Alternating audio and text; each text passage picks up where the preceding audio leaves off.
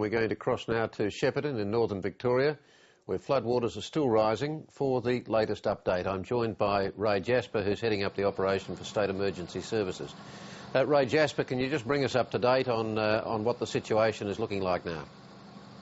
Yeah, evening, Kerry.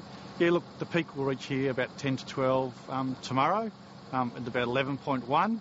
It's currently about sort of 10 metres, so where I'm standing now it'll be up to about my waist in Shepparton itself. We spent 3 days preparing the community, doing public meetings, which we have another one in about sort of half an hour, trying to make the community prepared for this flood event. I guess as night sets in, of course, it must become more difficult to both for your efforts and even for individual householders to deal with things. Look, it does, Kerry, but I guess we've spent a lot of time preparing the community. We currently have, State Emergency Service volunteers, Country Fire Authority volunteers, and ADF door knocking the houses again, just to make sure that people are absolutely aware of what is coming with them tonight and then tomorrow, so they are prepared to evacuate or make sure they are going to stay. They've got prepared in situ if their house is above the flood level. We spent a lot of time today, south of Shepparton and to the east of Shepparton, dealing with houses that people have inundated. We've had about 200 houses inundated below the floor, but making sure people are aware they either come out or they will be in situ for about 2 to 3 days in their residence. So what are the biggest challenges that you face now? Look, the biggest challenge is still just making sure people are aware what to do in a flood. If they leave either tonight or tomorrow morning before the peak comes. And certainly re-educating the community, don't go near flood waters. Even 20 centimetres of flood water can knock you off your feet.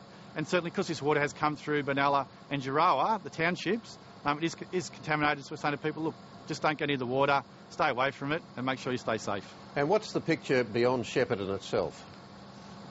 Look, the water will move down. As we had in the Mercury today, we evacuated the caravan park. The Mercury was surrounded by water. It'll move down. It is going to move down to join the Murray River, which will cause a moderate flood around the Murray. So we are going to deal with Cobram and those areas sort of on the weekend in relation to more floodwaters as the water moves down. And areas like Horsham, Wangaratta? Yeah, look, Wangaratta tonight's the peak. They're working through that. Horsham is going to go through the peak tomorrow in relation to it. So there is a lot of floodwater around Victoria.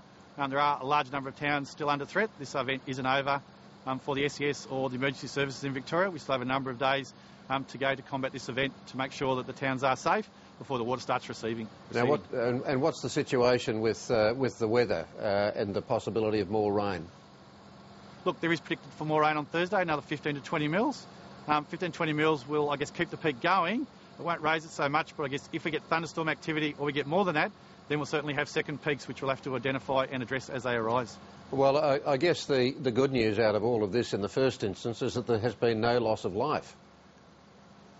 Look, and that's a priority for State Emergency Service. It really is. Make sure there is no loss of life and people are kept safe by doing the right thing in relation to the flood and the flood waters. And I just wonder what kind of notice you get when something like this actually starts. You sort of plan for the worst, but to actually know what's going to unfold, one assumes that it's very much a moving picture. Look, it is a moving picture, Kerry. I guess my role's a bit easier in Shepparton because we had sort of basically 3 to 4 days' notice. Some other towns like Bright, further up to the catchments, like where the majority of rainfall did in the mountains, had a lot shorter lead time of sort of 2 to 3 hours. But I guess we're lucky there that SES did a good job. We knew the weather was coming. The Bureau gave us excellent forecasting, so we could really prepare for it, and we started preparing for this 4 to 5 days out of the event in the eventuation that there might occur what the Bureau was telling us. And we heard in Mary Gearon's piece that for at least for parts of rural Victoria there's actually good news in this because and even not far from where you are now, areas that have been badly hit by drought previously. Oh look, the catchments are filling up, and I certainly was with the Premier today, and certainly we do have a lot more water in Victoria, and I guess places like Barmer Forest and some of the areas that you want to put more water into, we're certainly putting that into those areas for biodiversity currently as well, which is a good news story. Well, Ray, I always like to end a story on the good news angle if we possibly can. Thanks very much for talking with us. No worries. Thank you, Kerry.